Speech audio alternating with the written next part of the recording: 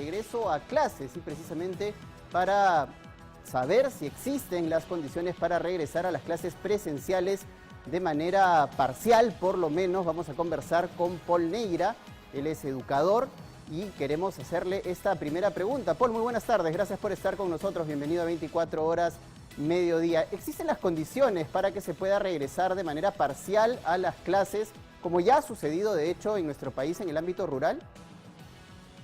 Hola Paco, ¿cómo estás? Muchas gracias por la invitación. Y sí, la respuesta a tu pregunta es sí. No solo están dadas las condiciones en términos normativos, sino también de parte del Ministerio de Educación ha habido una acción muy proactiva a lo largo de los últimos meses. Han asegurado recursos de dinero que han sido trasladados a los colegios para poder implementar esas acciones. Para que sepas, para que te hagas una idea, nomás Paco, en Lima Metropolitana, solo en Lima Metropolitana hay 1.700 colegios que están habilitados para abrir las puertas y tener clases. Lo que está faltando es el último tramo de la milla de la gestión, de la disponibilidad de la Dirección Regional de Educación, de las UGELES y de los directores para poder articular todos los procesos que permitan que, por ejemplo, estas 1.700, en realidad son 1.740 escuelas habilitadas en el territorio de Lima Metropolitana, puedan abrir sus puertas y comenzar un proceso progresivo, paulatino, gradual y voluntario de regreso a clases, que nos permita corregir, las brechas de aprendizaje que se han ido registrando a lo largo de la pandemia en el ámbito de la educación. Ahora, es importante aclararle al público que la educación presencial no va a ser la misma. Los padres de familia, de hecho, en estos días, Paul, se han enfrascado en una serie de debates a través de las redes sociales sobre cómo van a regresar los niños al colegio, porque hay muchos papás que efectivamente tienen miedo de hacer que sus hijos regresen al colegio por el tema de los contagios, pero lo cierto es que científicamente está comprobado que no se han registrado focos de infección en los colegios donde se han realizado ya clases presenciales. Incluso aquí en nuestro país solo se han detectado 3 contagios en alumnos y 2 en profesores de la cantidad de colegios en las zonas rurales que han empezado ya con las clases presenciales. Sí, a ver, para que te hagas una idea y para poder decirle a tu público, Paco, digamos la dimensión. En el Perú ahorita hay 5.600 escuelas abiertas, lo cual cubre a 230.000 estudiantes, un poquito más, y cerca de 15.000 docentes involucrados en el proceso. De esos, solo 3 estudiantes se han contagiado en Arequipa y 2 profesores, y ya se determinó por vigilancia genómica que el lugar donde se contagiaron no fue el colegio, sino fue fuera del colegio. Entonces, ese es un primer dato. Y el segundo dato es que efectivamente, como tú bien dices, el colegio, como lo hemos conocido antes del inicio de la pandemia, por lo menos en unos 2 o 3 años, digamos, va a dejar, nosotros no vamos a regresar al colegio anterior. No vamos a pensar que vamos a regresar desde las 7:45 de la mañana hasta las 2 de la tarde, 1 de la tarde, dependiendo del tipo de servicio educativo al cual estábamos acostumbrados a nuestros hijos. Vamos a tener reducción de tiempo, mucho más tiempo de descanso entre clase y clase. Va a haber, las clases no necesariamente van a ser en salones de clases, no van a ser en el patio del colegio. Esa es la nueva realidad que vamos a enfrentar, pero tenemos que regresar a ese proceso de aprendizaje nuevo, porque la situación de aprendizaje de los estudiantes está en riesgo de irse disminuyendo cada vez más, y eso va a tener efectos futuros. Para que te hagas una idea, una universidad en Estados Unidos ha calculado a nivel global, a nivel de todo el mundo, el efecto que va a significar que los estudiantes de preescolar, es decir, 3, 4 y 5 años, no vayan a clases el tiempo que ha habido de no acceso a clases, y se ha calculado que son 3.800 trillones de dólares los que están involucrados en la pérdida producto del confinamiento y no ir a clase.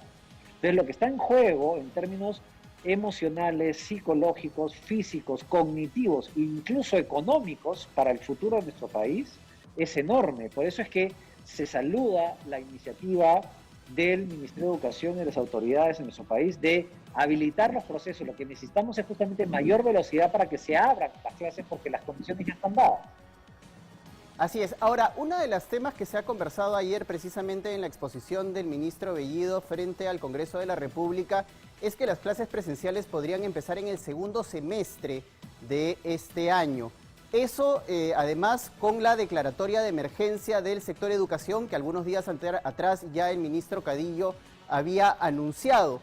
¿Qué es lo que falta para que precisamente se puedan iniciar las clases y se puedan llevar a cabo? Una de las grandes preocupaciones probablemente sea la infraestructura de los colegios. Hay muchos colegios que lamentablemente en nuestro país no cuentan con los servicios básicos, incluso en zonas urbanas. A ver, ataquemos primero ese tema para poder darte cifras concretas. Mira, el Ministerio de Educación ha transferido ya 360 millones de soles a todos los directores de todos los colegios en el país a inicios de este año para hacer procesos de mantenimiento de los colegios. Respecto al tema del agua, como tú bien lo dices, el Ministerio de Educación ha transferido el año pasado 72 millones de soles, este año 78 millones de soles, que han sido entregados y ejecutados al 92%.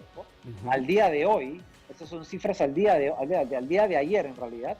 Entonces, las condiciones, evidentemente, haber colegios que tienen complicaciones, y eso es verdad, eso, digamos, negarlo sería un absurdo. Pero la verdad es que la enorme mayoría de los colegios están preparados para un regreso a clases. Como tú bien dices, el premier Bellido el día de ayer y el día de antes de ayer, el ministro Cadillo, han planteado el tema de la emergencia educativa y medidas muy concretas respecto a la vuelta a clases.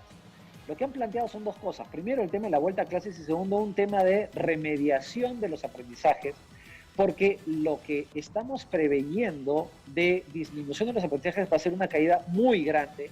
En algunos casos está hablando que hemos retrocedido entre 10 y 14 años en los aprendizajes medidos por evaluación. Eso se tiene que revertir. Entonces, mientras más rápido corramos para poder habilitar estos temas, va a ser mejor. Y aquí se saluda efectivamente el anuncio del premier Bellido ayer de que vamos a regresar en este semestre. Lo que sabemos al día de hoy es que las acciones están orientadas a que entre el mes de septiembre y octubre comencemos a ver un número significativo de colegios públicos y privados en ámbitos urbanos y periurbanos de las grandes ciudades del Perú que van a comenzar a regresar a un proceso de semipresencialidad. Y creo que esa es la nueva normalidad que vamos a tener que acostumbrarnos a trabajar en el ámbito educativo de nuestro país, Paco. Ahora, en una entrevista que tú diste a una radio local, yo escuché, Paul, que hablabas de que precisamente la educación había sido una de las primeras en cerrar y probablemente sea una de las últimas en abrir. Lamentablemente se han priorizado pues la apertura de otros espacios antes que la de los colegios. Y de hecho somos uno de los últimos países, ni siquiera en el mundo, en la región, en abrir sus aulas.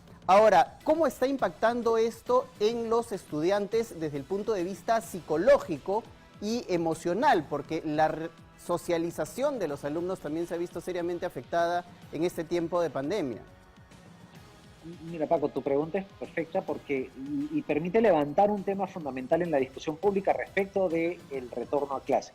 Hace una semana y media ha salido un reporte realizado por el MINSA para medir el tema de la salud mental, que tiene que ver con el tema de cuál es la actitud respecto de la resiliencia para enfrentar los problemas en el marco del COVID. Esto ha sido levantado, información enorme, es una base de datos de 12.000 padres y cuidadores de niños, niñas, adolescentes de 0 años hasta 18 años de edad. La información que tenemos es que en todos los rangos etarios, es decir, de 0 a 5, de 5 a 12 y de 12 a 18, se ha duplicado, con información levantada en el Perú, a nivel nacional, se ha duplicado el peligro de enfermedades mentales, de problemas psicológicos, de depresión, de ansiedad, de angustia, de temor, en todos los rangos, de 0 a 5 años, de 5 a 12 y de 12 a 18. Ahora, Paul, menciono un tema. Sí. Si me permites, esto me lleva a la siguiente pregunta que es clave y para complementar lo que tú nos estás contando. ¿Estamos preparados en el Perú, en el Ministerio de Educación, donde sabemos que hay un déficit de psicólogos, para precisamente enfrentar este impacto en la salud mental de los estudiantes? No estamos preparados. Por eso es que la estrategia está muy bien planteada por parte del Ministerio de Educación en términos de que esto sea gradual, progresivo, porque de lo contrario, la avalancha de elementos que... Y hay un segundo elemento aquí, y que ya entiendo que hay una mesa de trabajo entre el Ministerio de Educación y el Ministerio de Salud, respecto a que se están comenzando a trabajar protocolos y mecanismos que ayuden a atender también este otro ángulo de la realidad que brota producto del confinamiento. Entonces, se están comenzando a tender los puentes para enfrentar este asunto, pero en el momento no tenemos capacidad humana. Incluso En el Perú, a cifras del 2016, que es la última actualización que tengo, teníamos 50.000 psicólogos. Y en el Perú hay 115.000 colegios que existen en el Perú. Entonces hay una brecha importante ahí que vamos a tener que enfrentar juntos y ver las estrategias para ver cómo enfrentarlo. Pero necesitamos tener el espacio de contención. Ya tener a los estudiantes en el aula, en semipresencialidad, nos da la oportunidad de poder construir situaciones de contención que hoy en día es un ángulo ciego que tenemos. ¿Por qué? Porque están los niños y las niñas, adolescentes en las calles o en las casas y ahí no tenemos forma de medir y de poner estrategias para poder enfrentar este problema que está creciendo cada vez más a pasos agigantados. Así es, Paul. Y que tenemos que ponerle frente, Paco. Así es, muchas gracias, Paul. El tema es interesantísimo y nos da para hablar muchísimo más, pero el tiempo es lamentablemente tirano y te invitamos para otra oportunidad seguir conversando sobre este tema que es tan importante porque van a haber impactos lamentablemente en la educación de nuestros niños y en el futuro de nuestro país, que duda cabe. Muchas gracias por haber participado en 24 horas mediodía. Vamos a continuar.